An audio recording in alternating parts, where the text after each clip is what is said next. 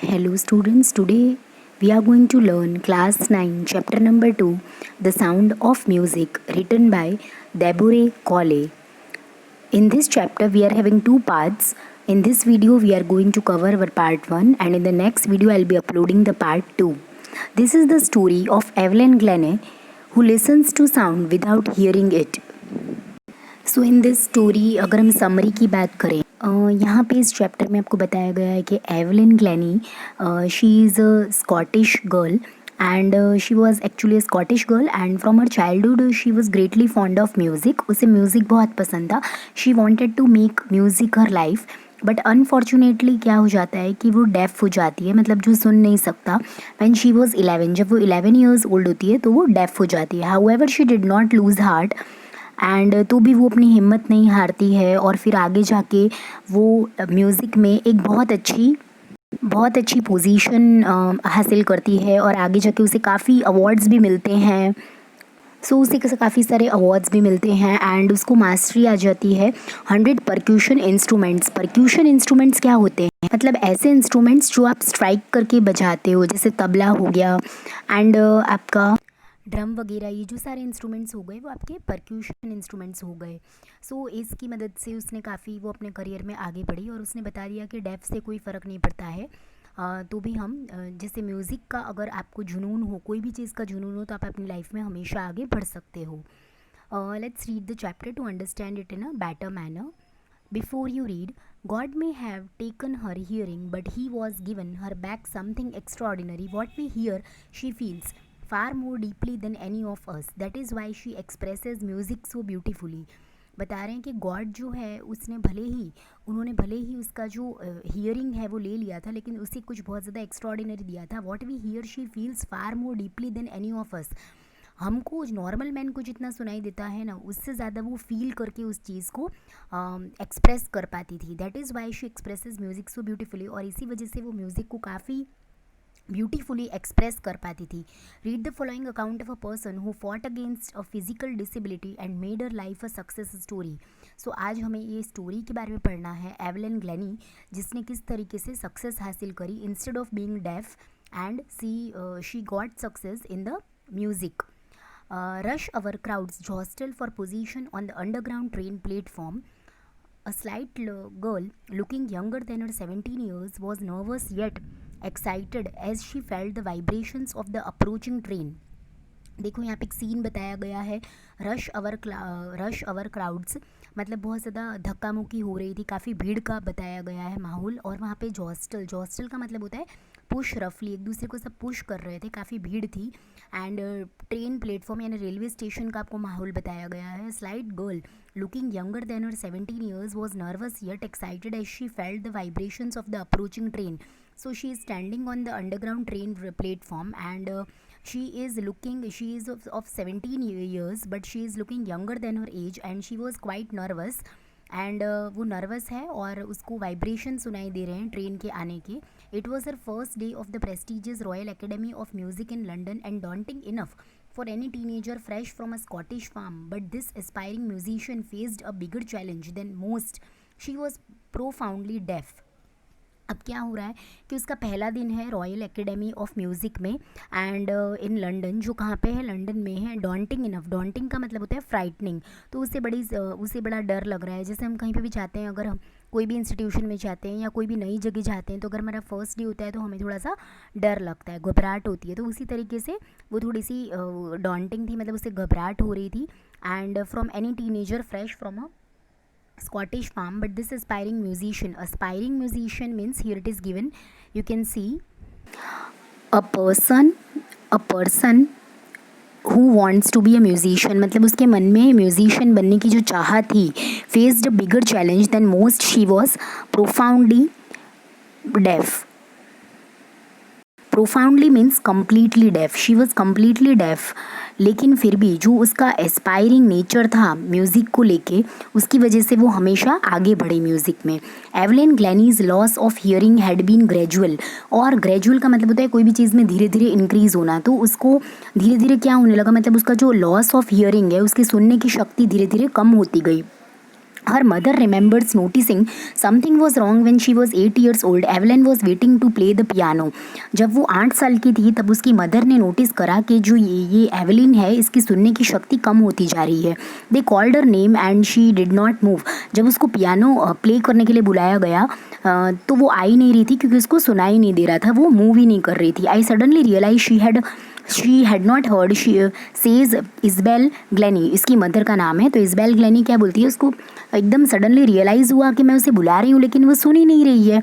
For quite a while Evelyn manage to conceal her growing deafness from friends and teachers, but by the time she was 11 her marks had deteriorated and her headmistress urged her parents to take her to a specialist.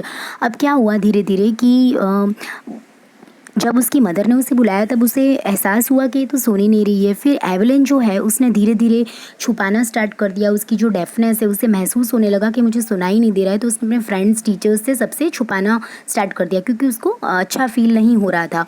But by the time she was 11 her marks had deteriorated and her headmistress और her parents to take her to a specialist. जैसे जैसे time हुआ वो 11 years की हुई तब ज़्यादा condition verse हो गई और उसकी जो हेड मिस्ट्रेस थी उसके उन्होंने क्या करा, उनके पेरेंट्स को बुलाया और बताया कि इसे स्पेशलिस्ट को दिखाना पड़ेगा. It was then discovered that her hearing was severely impaired as a result of gradual nerve damage.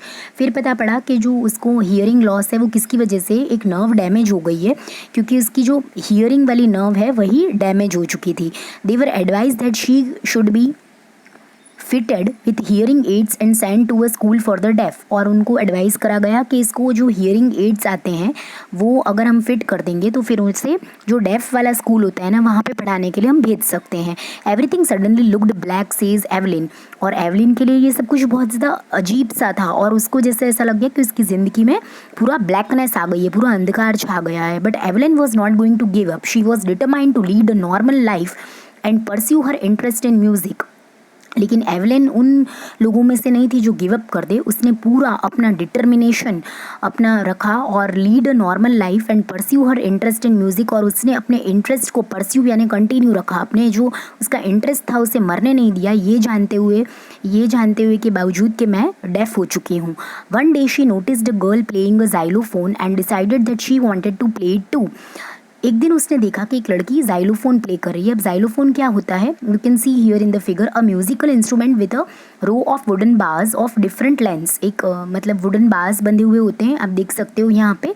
This is known as a xylophone. So it is a instrument for playing and for playing the music and decided that she wanted to play it too. तो उसने सोचा कि मुझे भी ये बजाना है. Most of the teachers discourage her but percussionist Ron Forbes spotted her potential. तो सारी टीचर्स ने तो उसे डिस्करेज कर दिया कि तुमसे नहीं होगा, तुम सुन ही नहीं सकती तो तुमसे कैसे होगा.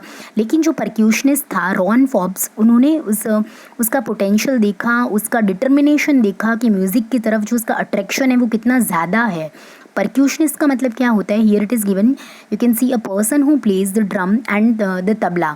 जो परक्यूशनिस्ट मीन्स क्या होते हैं, जो पर्सन ड्रम वगैरह तबला वगैरह जो बजाता है ना, स्ट्राइक करके कोई इंस्ट्रूमेंट बजाया जाता है तो बजाने वाले परक्यूशन हम क्या बोलते हैं, जो इंस्ट्रूमेंट्स होते हैं उनको हम परक्यूशंस बोलते हैं. और परक्यूशनिस्ट हम उसको बोलते हैं जो ये चीज़ें बजाते हैं या बजाती है जो भी. फाइन, जो पर्सन होता है उसे हम परक्यूशनिस्ट बोलते हैं. Don't listen through your ears. अब वो जो रॉन फॉब्स है ना, उन्होंने मतलब क्या करा, उसको पूरी तरीके से सपोर्ट करा. He began by tuning two large drums to different notes. और उन्होंने क्या करा, दो अलग अलग ड्रम्स लिए और उनके ट्यूनिंग को उसके हिसाब से सेट करा. Don't listen through your ears. और उन्होंने बोला कि तुम्हें एवलिन क्या करना है, अपने ईयर्स से नहीं सुनना है. He would say try to sense it some other way. तुम अलग तरीके से सेंस करने की ट्राई करो. Says Evelyn, suddenly I realized I could feel the higher drum from the waist up and the lower one from the waist down. तो suddenly Evelyn बोलती है कि मुझे इस तरह से रियलाइज़ होने लगा कि जो मेरी वेस्ट मतलब अपर पार्ट है ना बॉडी का, वेस्ट के ऊपर का पार्ट है, उसमें से मुझे हायर ड्रम का नोट सुनाई देने लगा. और लोअर पार्ट है जो वेस्ट का, वहाँ से मुझे जो लोअर ड्रम का पार्ट है मीन्स लोअर ड्रम की नोट है वो सुनाई देने लगी. Forbes repeated the exercise Forbes repeated the exercise and soon Evelyn discovered that she could sense certain notes in different parts of her body. और फिर फॉर्ब ने यह एक्सरसाइज को रिपीट करा और फिर एवलिन को ये रियलाइज़ हुआ कि मैं मेरे बॉडी के पार्ट से नोट्स को फील कर सकती हूँ. I had learn to open my mind and body to sounds and vibrations. मैंने सीख लिया है कि किस तरीके से मुझे मेरे माइंड और मेरे बॉडीज़ को मेरे माइंड और मेरे बॉडी को साउंड और वाइब्रेशन से कनेक्ट करना है. The rest was she determination and hard work. और बाकी सब तो क्या था, टोटल डिटर्मिनेशन और हार्डवर्क की ज़रूरत थी बस. She never looked back from the point onwards. She toured the United Kingdom with a youth orchestra and by the time she was 16 she had decided to make music her life. फिर उसने उस point से कभी भी turn back करके नहीं देखा. Full determination से वो आगे बढ़ी. उसने टूर करा United kingdom with youth. United kingdom की तरफ उसने टूर करा. किसके साथ? Youth orchestra. ऑर्केस्ट्रा क्या होता है? ग्रुप ऑफ इंस्ट्रूमेंटलिस्ट होता है जहाँ पे जो मोस्ट ऑफ द पीपल होते हैं वो मतलब किसी भी चीज़ में आगे होते हैं. जैसे इंस्ट्रूमेंट बजाने में, कोई भी टाइप का इंस्ट्रूमेंट बजाने में वो आगे होते हैं. तो ग्रुप ऑफ जो ऑर्केस्ट्रा वाले थे उनके साथ वो फिर वहाँ पे यूनाइटेड किंगडम के टूर की तरफ गई. And by the time she was 16 she had decided to make music her life. और 16 ईयर्स की एज में उसने सोच लिया कि मुझे म्यूज़िक में ही आगे बढ़ना है. Fine. She auditioned for the Royal Academy of Music and scored one of the highest marks in the history of the academy. And फिर उसने audition दिया. audition यानी क्या होता है? Here it is written, gave a short performance so that the director could decide whether she was good enough. auditions देते हैं ना, तो वहाँ पे वो audition देने गई. उसने अपना एक शॉर्ट प्ले वहाँ पे रिप्रेजेंट करा रॉयल एकेडमी ऑफ म्यूज़िक में एंड उसको हाईएस्ट मार्क्स मिले in the history of the academy. मतलब वहाँ की हिस्ट्री में, रॉयल एकेडमी की हिस्ट्री में ऐसा कभी भी नहीं हुआ. वहाँ पे पहली बार ऐसा हुआ कि किसी डेफ पर्सन को जो हियर करता है अपने माइंड और बॉडी से नोट्स, साउंड की नोट्स को, and she got the highest mark. She gradually moved from the orchestral work to solo performances.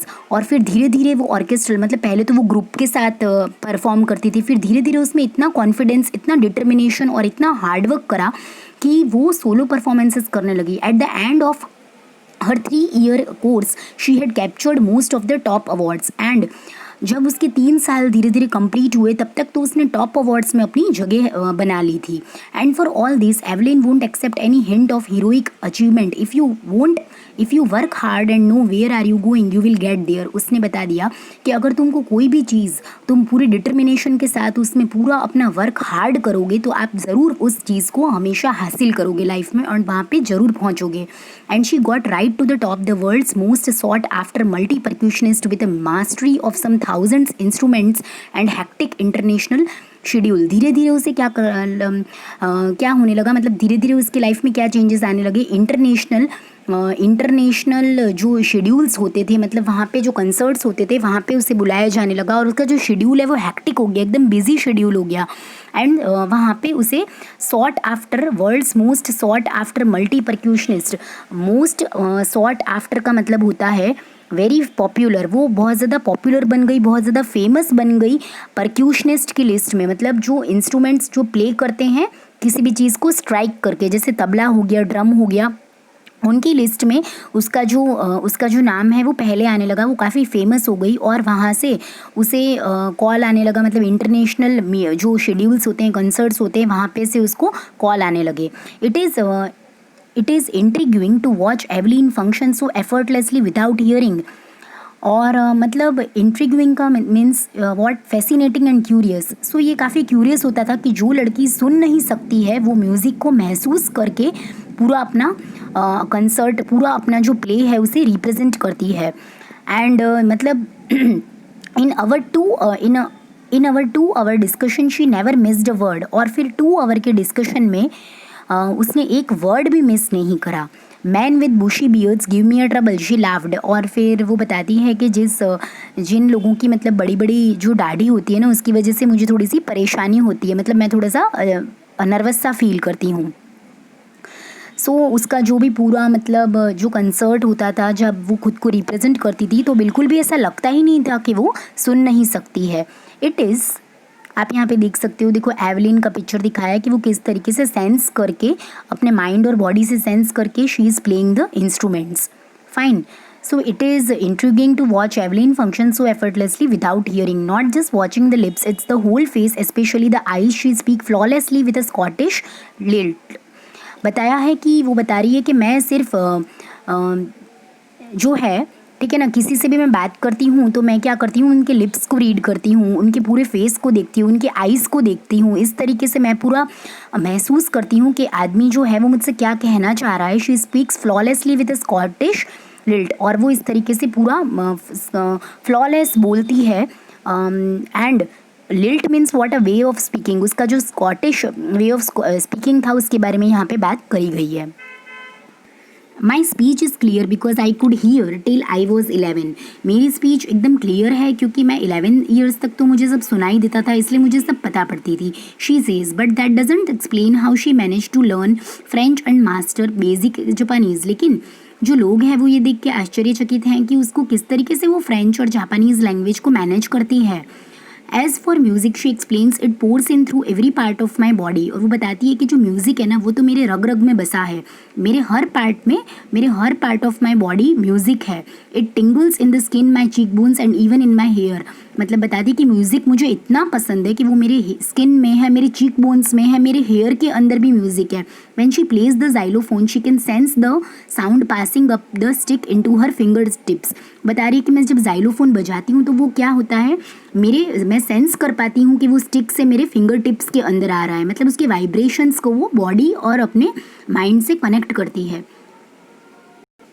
By leaning against the drums, she can feel the resonance flowing into her body।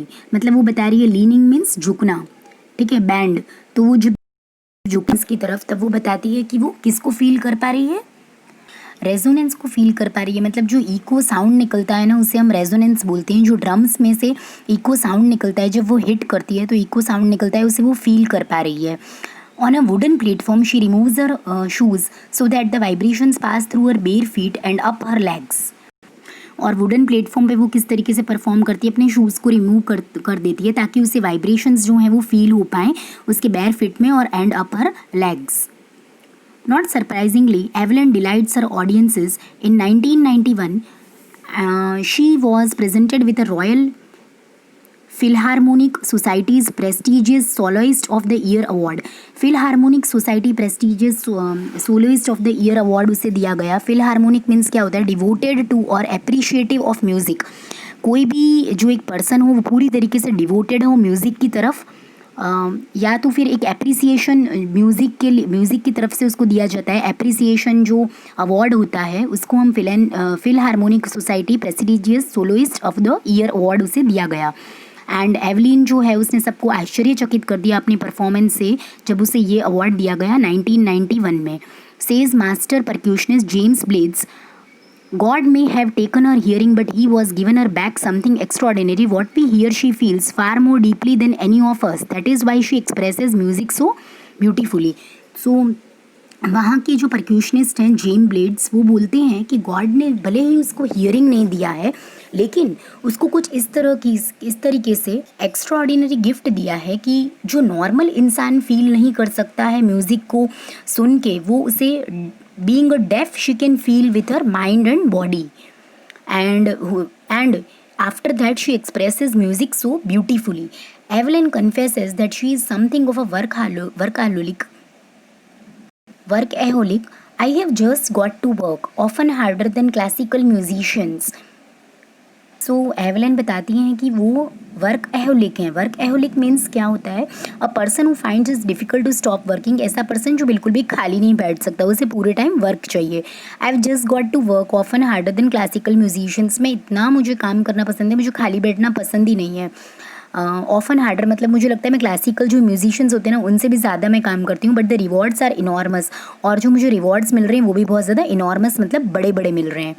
Apart from the regular concerts, Evelyn also gave free concerts in the prisons and hospitals। prisons मतलब jail वगैरह में और hospitals वगैरह में, वहाँ पे भी उसको फ्री कंसर्ट मिलते थे। She also gives high priority to classes for young musicians। और जो यंग म्यूजिशियंस होते थे, मतलब जिनके जो छोटे छोटे म्यूजिशियंस होते थे, उनको भी वो ट्रेन करने जाया करती थी। Anne Richlin of the Beethoven Fund for Deaf Children says she is shining as inspiration for deaf children। अब एन रिचलिन जो थे बीटहोवन फंड के, वो बोलते थे कि डेफ चिल्ड्रन के लिए तो ये एक शाइनिंग इंस्पिरेशन की तरह रोल प्ले करती है। they see that there is nowhere that they cannot go. मतलब ये उन लोगों को क्या है, एक इंस्पिरेशन देती है कि अगर कोई भी, अगर हमारे बॉडी में कुछ भी कमी है तो हमें हार नहीं माननी चाहिए. अगर आपने कुछ भी ठाना हुआ है लाइफ में तो आप वो ज़रूर कर सकते हो if you have full determination and dedication towards that thing. Evelyn Glennie has already accomplished more than most people twice her age. What they are telling here, Evelyn Glennie has already accomplished more than most people twice her age. मतलब उससे जो दो साल उससे जो दुगने साल के लोग थे उससे भी ज़्यादा उसने काम करके दिखाया था. She has brought percussion to the front of the orchestra and demonstrated that it can be very moving. उसने ये बता दिया कि ऑर्केस्ट्रा से ज़्यादा वो हाईलाइट में लेके आई कि परक्यूशन जो है वो कम नहीं है. मतलब जो स्ट्राइकिंग करके अगर आप कोई भी चीज़ प्ले करते हो तो उसके सामने ऑर्केस्ट्रा भी कभी कभार फीका पड़ जाता है और ये भी चीज़ बहुत आगे जा सकता है. इसमें भी कोई बंदा जो है वो बहुत ज़्यादा आगे जा सकता है. She is given inspiration to those who are handicapped people who look to her and say if she can do it I can. And not the least she has given enormous pleasures to millions. तो उसने ये बता दिया उन लोगों को कि handicap जो लोग हैं वो किसी से कम नहीं होते हैं और हैंडीकेप लोग उसको देख के ये बोलते हैं कि अगर ये कर सकती है तो फिर हम क्यों नहीं कर सकते.